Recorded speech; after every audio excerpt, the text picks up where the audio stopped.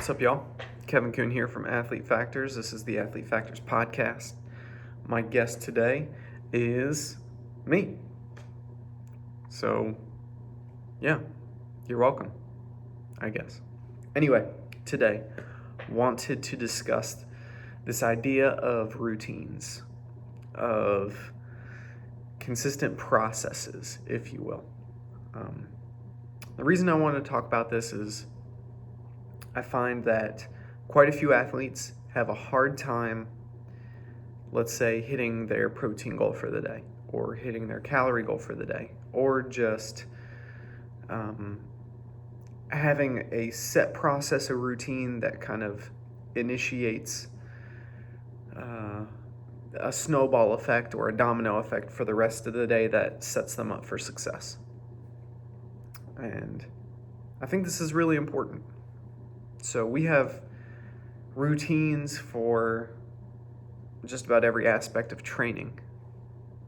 You know, in the weight room, I have my clients do a dynamic warm-up, and almost always the first thing we start with is a split kneeling hip flexor stretch. Most of my clients have been sitting all day. They've been stuck in hip flexion, and the first thing I want to do is get them out of that. Get them away from that end range of hip flexion, or not necessarily end range, but they've been consistently there. I want to get them out of that, right? So that's almost always the very first thing that we do for a warm-up.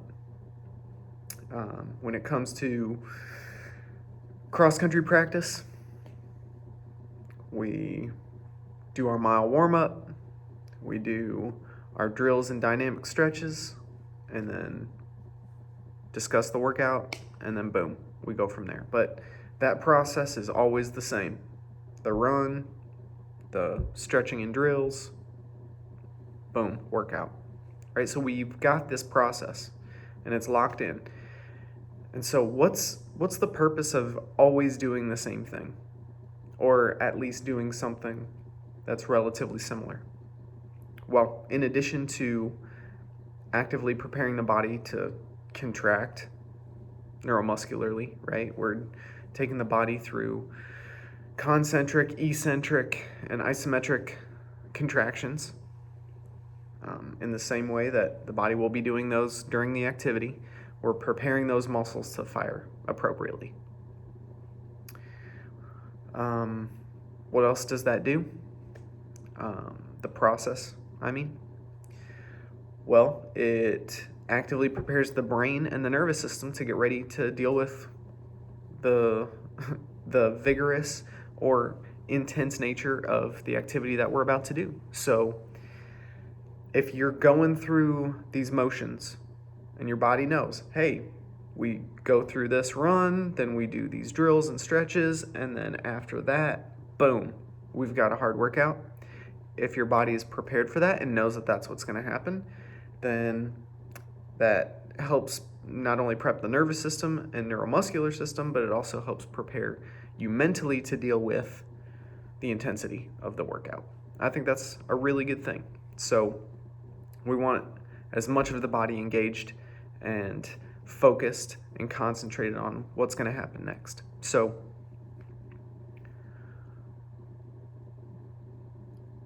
where we can pull from that is, how much of that are you doing daily with your diet?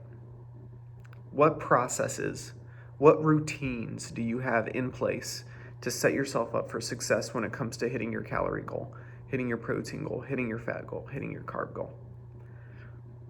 Most people don't have anything planned out. Maybe you're meal prepping, and that's a really, really good way to kind of plan out a few days in advance or a week in advance.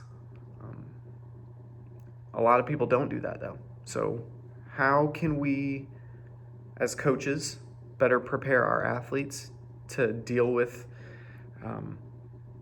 all the things that will come up in the day that will give an athlete an excuse to not be successful? It's not enough to just be diligent and just think, okay, here's what I have to do today. That's important. That's not a bad thing. but we can't always rely on that. So here's where I think dietary routine can come in very, very handy. So, for example, and I think I've mentioned this before, but anyway, regardless, my morning routine is exactly the same every day. Every day that I wake up early, anyway. So we're talking Monday through Saturday. I roll out of bed, I brush my teeth, wash my face, put on deodorant, get dressed for the day. I go out to my kitchen, I open my bottle of vitamin D. That's basically the first thing I consume. I get my vitamin D, follow that with some water, and then I think to myself, what goes really good with a fat-soluble vitamin? Maybe some fat. So I open the fridge and I get out 3 cheese sticks. And the reason I get out 3 cheese sticks is not only that I can combine that vitamin D pill that I'm taking with some actual fat, but also because it's got a little protein in it. Each of those cheese sticks has about 6 grams of protein. So I'm getting 18 grams of protein. I pair that up with a protein bar. That's 20 grams. And I know for a fact that I'm not only getting my vitamin D for the day, but I'm also getting 38 grams of protein. And I'm doing this all before 5 a.m. Right around 5 a.m., but definitely before 6. Sometimes I'll eat that on my drive in. Sometimes I wait till I get to my office and then I'll eat probably 1 cheese stick on the road just so I've got some of that fat in my stomach right away. But then definitely within an hour of waking up, I've got 38 grams of protein and 5,000 IUs of vitamin D. I'm not saying that you guys should do this. All I'm saying is I know what my routine is, and I can tell you why I do it. So I'm going to challenge you. What is your routine? What's the first thing that you're consuming in the day that's going to then better prepare you to be successful the rest of the day? A lot of people will be like, Kevin, that seems really boring and monotonous, and isn't it awful that you do the same thing every day? I'm not going to lie to you and say that I enjoy that all the time. I don't. It's not always fun, and it's not always delicious, and there's often times where I'd want to eat something else. But I know that if I focus on the fundamentals, just like in sport, right? We've got to focus on the fundamentals. In the weight room, focus on the fundamentals. Getting better at squat patterns, getting better at hip hinge patterns, getting better at pushes and pulls, getting better at torso stability, getting better at hip mobility, getting better at, all of these fundamentals of movement. We've got to focus on them. And the more that you focus on them during training and in the weight room, then the more freedom you'll have on the field, on the track, on the pitch to be an athlete. So what are the fundamentals? What are the routines that you're doing with regards to your nutrition that allow you to be freer with your diet the rest of the day? So instead of viewing this as this is something that I'm stuck with, that I have to do, that I hate, that I know I'm not going to enjoy, but I've got to do it anyway. Instead of viewing it from that perspective, I try to view it as where do I have to be throughout the day extremely disciplined? Where are there pillars throughout the day where I have to hit my routine, where I have to focus on these quote-unquote fundamentals in order to give myself the freedom the rest of the day to do the things that I'll enjoy, or the things that will allow me to that will give me freedom to do other things, let's say. So when it comes to my diet, I know my morning routine. I know exactly what I'm going to eat. I don't have to think about it. Go into the kitchen, grab my cheese sticks, open the pantry, grab my protein bar, boom, I'm out the door. I just know that that's gonna happen. Before I do all that, take my vitamin D. Before I go to cross-country practice, I have a similar routine. Except now I'm more focused on fueling, right? So my morning routine is to initiate the synthesis of new muscle protein. It's to kind of kickstart my body to get me out of a catabolic state. Before I run, the emphasis is more on fueling. So the nice thing about that is I get to focus on things that I find extremely tasty, pretty darn enjoyable. So oftentimes on my way to cross-country practice, I'll have a chocolate croissant, or I'll have a crepe filled with chocolate hazelnut spread, or I'll have these little pancakes that I get from Costco. And all of them are relatively high in sugar and pretty darn high in carbohydrates in general. And I'm not one to demonize sugar, because sugar is high intensity fuel, and going into cross-country practice, that's pretty useful. It's kind of nice to top off the tank with something like that my body can use relatively quickly. It puts me in a good mood because I'm eating things that I enjoy.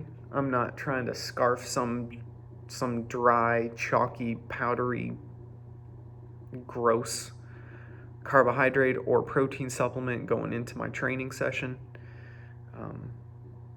That doesn't usually set the mood for me and put me in a good place. I'll do it if I have to, obviously, but if I go into a running workout and I've just eaten something that I like, mentally, I'm just a little more in it. I'm a little more focused.